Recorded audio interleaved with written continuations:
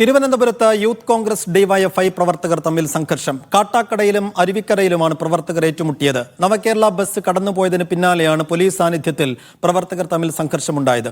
മുഖ്യമന്ത്രിയെ കരിങ്കൊടി കാണിച്ച യൂത്ത് കോൺഗ്രസ് കെ.എസ്.യു പ്രവർത്തകരെ ഡിവൈഎഫ്ഐ പ്രവർത്തകർ മർദ്ദിച്ചു.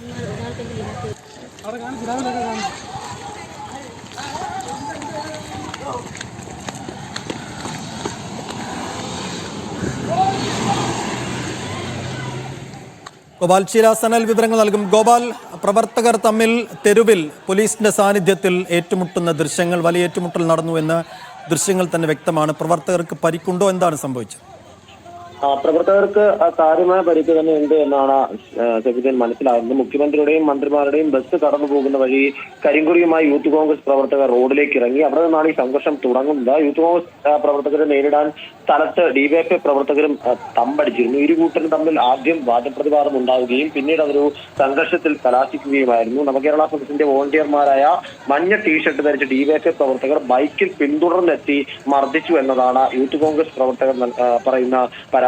കമ്പും കമ്പിയും വട്ടികളും ഉപയോഗിച്ചായിരുന്നു മർദ്ദനം. ഇതിനിടെ മുഖ്യമന്ത്രിയുടെ പൈലറ്റ് വാഹനത്തിന്റെ ഡോർ തുറന്ന് പ്രവർത്തകരെ മനഃപൂർവ്വം ഇടിക്കാൻ ശ്രമമുണ്ടായി എന്നും ആക്ഷേപമുണ്ട്. കാട്ടാക്കടയ്ക്ക് പിന്നാലെ അരുവിക്കര കുറ്റിച്ചെല്ലും യൂത്ത് കോൺഗ്രസും ഡിവൈഎഫ്ഐയും തമ്മിൽ സംഘർഷമുണ്ടായിട്ടുണ്ട്. പ്രവർത്തകരെ പിന്തിരിപ്പിക്കാൻ ശ്രമിച്ചെങ്കിലും കാര്യമായ ഫലമൊന്നും ഉണ്ടായില്ല. പോലീസിന്റെ സാന്നിധ്യത്തിലായിരുന്നു ഈ സംഘർഷം എന്നുള്ളതാണ് ഏറ്റവും പ്രധാനമായി പറയേണ്ട കാര്യം. പോലീസ് ഇടപെട്ട് ഇവരെ പിന്തിരിപ്പിക്കാനുള്ള ശ്രമം ആദ്യമൊന്നും നടത്തിയില്ല. യൂത്ത് കോൺഗ്രസ് പ്രവർത്തകർ മർദ്ദനം ഏൽക്കുന്നത് പോലീസ് നോക്കി നിന്നു എന്നതടക്കമുള്ള വലിയ ആരോപണങ്ങളാണ് യൂത്ത് കോൺഗ്രസ് ഇതുമായി ബന്ധപ്പെട്ട് മുന്നോട്ട് വയ്ക്കുന്നത്. എന്തായാലും തിരുവനന്തപുരത്ത് നവകേരള സദസ്സ് പുരോഗമിക്കുമ്പോൾ സംഘർഷങ്ങൾക്ക് കാര്യമായ ഒരു കുറവുമില്ല. ഇനിയിപ്പോൾ നാളെ അവസാനത്തെ ദിവസമാണല്ലോ ഗോപാൽ. എത്ര കണ്ട് പ്രതിഷേധങ്ങൾക്കും അക്രമ സംഭവങ്ങൾക്കും സാധ്യതയുണ്ട്? അത് മുൻകൂട്ടി കണ്ട് ഏതെല്ലാം നിലക്കുള്ള സുരക്ഷാ സംവിധാനങ്ങളും സന്നാഹങ്ങളും ആലോചിക്കുന്നുണ്ട് പോലീസ്? തിരുവനന്തപുരം ജില്ലയിലേക്ക് പ്രവേശിച്ച സമയം മുതൽ തന്നെ ഈ യൂത്ത് കോൺഗ്രസ് ഡിവൈഎഫ്ഐ സംഘർഷം നമ്മൾ കണ്ടതാണ്.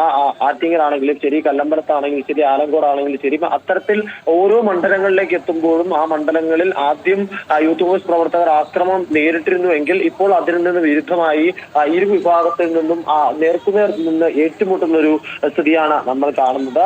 യൂത്ത് കോൺഗ്രസ് പ്രവർത്തകരും ഡിവൈഎഫ്ഐ പ്രവർത്തകരും ആയുധങ്ങൾ ഉപയോഗിച്ച് തന്നെ പരസ്പരം നേർക്കുനേർ നിന്ന് ഏറ്റുമുട്ടുകയാണ്. പോലീസിന് കാര്യമായി ഇതിൽ എന്തെങ്കിലും ചെയ്യാൻ പറ്റുന്നുണ്ടോ എന്ന് ചോദിച്ചാൽ അത് സംശയമാണ് എന്ന് തന്നെ പറയേണ്ടിയിരിക്കുന്നു. കാരണം ഇന്നത്തെ സംഘർഷങ്ങളിൽ നിന്നെല്ലാം നമുക്ക് മനസ്സിലാകുന്നതാണ് പോലീസിന്റെ കാര്യമായി ഒന്നും ഈ സംഘർഷം തടയാൻ വേണ്ടി ചെയ്യാൻ കഴിയുന്നില്ല എന്നുള്ളതാണ്. നാളെ നവകേരള സദസ്സ് സമാപിക്കാനിരിക്കുകയാണ്. അവസാന ദിവസമായതിനാൽ തന്നെ അതിൽ കൂടുതൽ സംഘർഷങ്ങൾ ഒഴിവാക്കുക എന്നതിന് തന്നെയാകും പ്രാധാന്യം നൽകുക. അതോടൊപ്പം തന്നെ നാളെ മറ്റു പ്രധാനപ്പെട്ട പല സമര പരിപാടികളും തിരുവനന്തപുരത്ത് സംഘടിപ്പിക്കുന്നുണ്ട്. യൂത്ത് KPCCയുടെ നേതൃത്വത്തിലുള്ള DGP ഓഫീസ് മാർച്ച്, യുവമോർച്ച അടക്കം ഉള്ള സംഘടനകൾ മറ്റ് പ്രതിഷേധ പരിപാടികളും സംഘടിപ്പിക്കുന്നുണ്ട്. അങ്ങനെയാണെങ്കിൽ പോലീസ് തന്നെ കാര്യമായി തന്നെ തിരുവനന്തപുരം ജില്ലയിൽ നാളെ വിന്യസിക്കേണ്ടി വരുമെന്ന കാര്യത്തിൽ യാതൊരു തർക്കവുമില്ല.